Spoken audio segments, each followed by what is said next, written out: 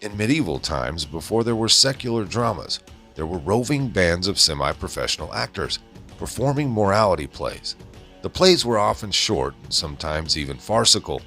Plots were designed to encourage moral choices or illustrate biblical stories. The audience was a mostly illiterate populace who paid for the entertainment with small change. Now today we have criminal trials as national entertainment. They usually take days and too often devolve into farce, as did the Kenosha trial of Kyle Rittenhouse, fumbled by the prosecutors, looking so much like Laurel and Hardy, trying the 17-year-old hero for shooting 2 felons to death and wounding a 3rd man during a days-long riot that of course included arson and looting. The rioting predictably followed the mayor's ordering of a stand-down of police and rescue teams and the governor's failure to order in the state National Guard. It's pretty much impossible to choose the worst of the dumbass questions Kyle was asked, but perhaps my favorite was this, in respect to the shooting in the arm of a thug who held a gun to his head. Quote, "All he had was a handgun. Why did you think that was a threat?" I'm going to take it that the prosecutor John Bender never had a gun actually held to his head. Had I certainly would have considered it life-threatening. Now personally, and I think most of you would agree, I think Rittenhouse has made out a damn strong self-defense case, to say the least. And the governor may think so too because he has deployed the National Guard to Kenosha in anticipation of a verdict.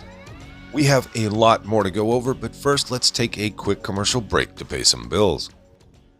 Our health and patience have really been challenged, so I found a remedy that works. 100% pure ESS 60 is incredible, and now you can buy it directly from the lab. They call it a miracle molecule because people sleep better, enjoy more energy, and mental focus with a simple spoonful in the morning. You can mix it in your salad, rub it on a steak, or even dip your bread in it. ESS 60 comes in 3 delicious organic oils: olive, avocado, and MCT coconut. This groundbreaking blend supports your immune system with powerful antioxidants and antiviral properties. ESS 60 delivers more than 172 times the power of vitamin C. It's such a powerful antioxidant that it helps neutralize free radicals to assist with detoxification. Don't wait to order your ESS 60 oil directly from the lab. You're going to love it, and it's good for pets too. Get $10 off today at www.c60evo.com/conservative resurgence. That's www.c60evo.com/conservative resurgence, or click that link in the description box. Okay, so do you suppose Wisconsin Governor Tony Evers believes that those who think Rittenhouse should be acquitted will riot if he is not? Obviously not.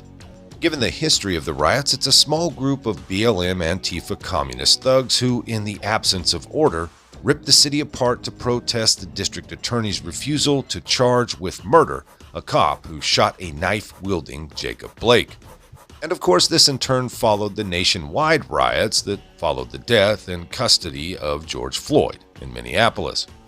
The old-time morality plays rather spoke for themselves. Now we have a Greek chorus media, which beforehand, during, and even after the trial distorted facts in a way so obvious to those who pay attention enough to watch the video stream trial that it's fair to conclude that they relish lawlessness and chaos, and yes, even race wars. Jurors have been spied upon, and in this case as well, Judge Bruce Schroeder is receiving threats to his safety and that of his children if the defendant is acquitted. He's being accused of racism, no surprise there, which I suppose means having a different, fairer view of the issues because the defendant and all 3 of the men he shot are actually white. I mean, I guess perhaps these people believe some media accounts which lead them to think that the men he shot are or were black.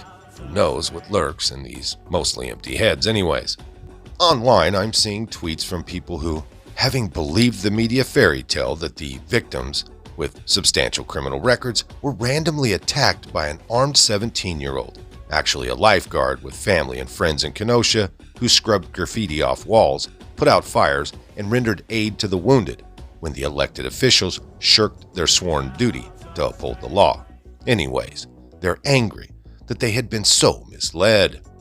The real question should be, why has it taken so long for the lights to go on in these people's attics? They are routinely misled, like every single day. Did they believe the Washington Post articles on Russia collusion with Donald Trump? This week, the Post has admitted errors and amended them, very tardily acknowledging their sloppy work with which the author, Rosa Lind Helderman, and Tom Hamburger received Pulitzer Prizes. MSNBC, CNN, and The Atlantic have not done so, and their lies still stand unedited. Pulitzer Prizes seem to be handed out to those who best pen leftist narratives, with Walter Duranty, the New York Times man in Russia, so on and so forth.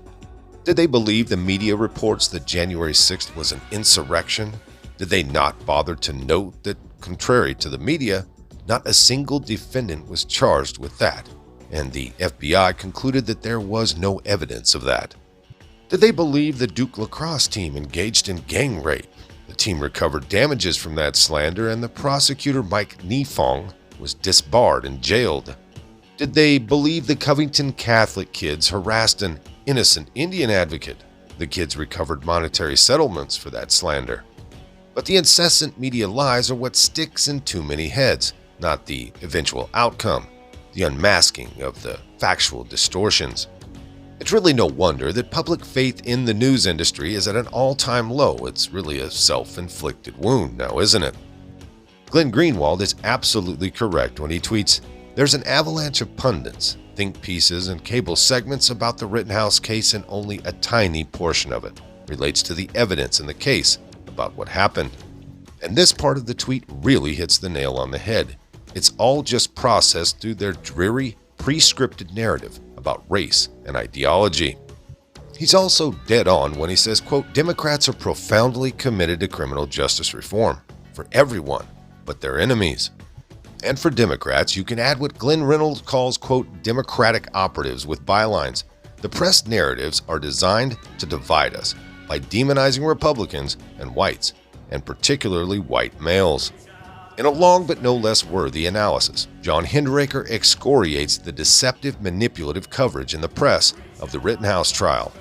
Quote, "The first is just a yawning chasm between the press narrative about what happened that night in Wisconsin, what the conventional, proper thinking wisdom was, and what actually seems to have happened." The smart set insisted that Kyle Rittenhouse was a MAGA-loving vigilante who went to Kenosha to kill BLM supporters. Remember that the President of the United States seemed to imply Rittenhouse was a white supremacist in a campaign video. Quote, "The divide between the coverage and the reality. Rittenhouse appears to have a solid self-defense case is stark. The second thing I keep thinking about is that the events of that night show the Abolish Police vision in action. When the defund advocates talk about what replaces policing, they talk about community-led safety. They talk about neighbors and friends stopping crimes, relying on themselves. But what does abolishing the police look like in practice? What happens when the police really do stand down and let fires burn, as they did last summer? It looks a lot like Kyle Rittenhouse. It looks like a teenager seeing chaos and getting pretty convinced that stopping it falls on his shoulders. It looks like heavily armed, untrained local dads defending shops and homes because no one else will. AOC told us the police-free life looks like a suburb. The implication is that street violence is somehow imposed by cops. Take away the police and, like magic, no more problems. Yeah, but Kenosha suggests that is very much not the case.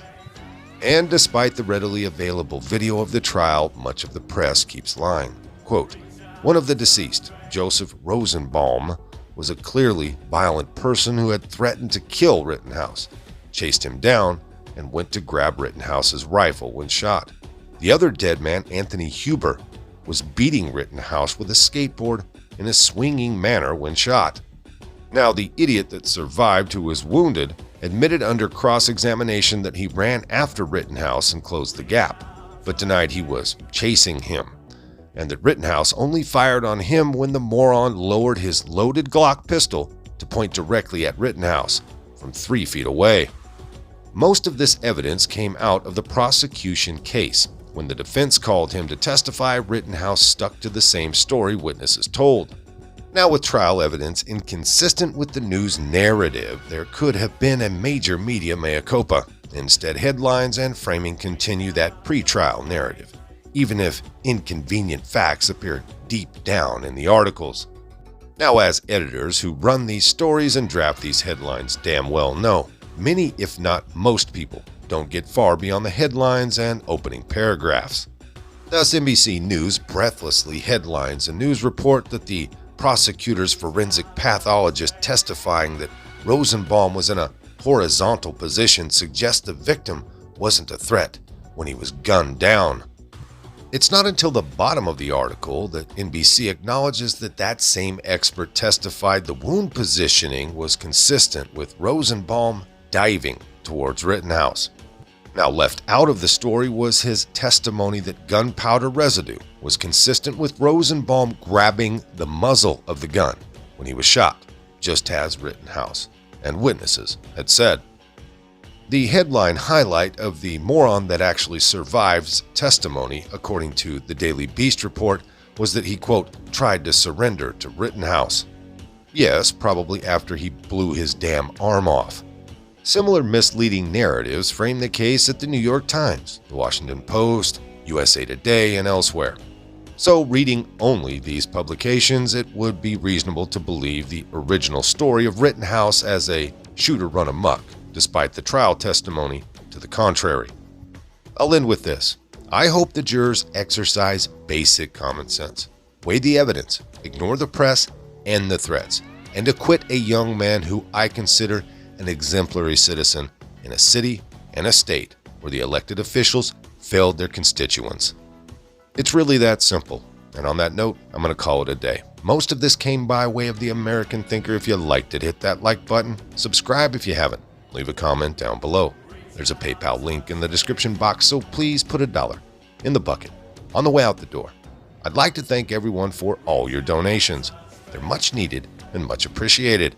Now, with all that being said, we'll see you next time. Come on, move. Move. Easy, easy.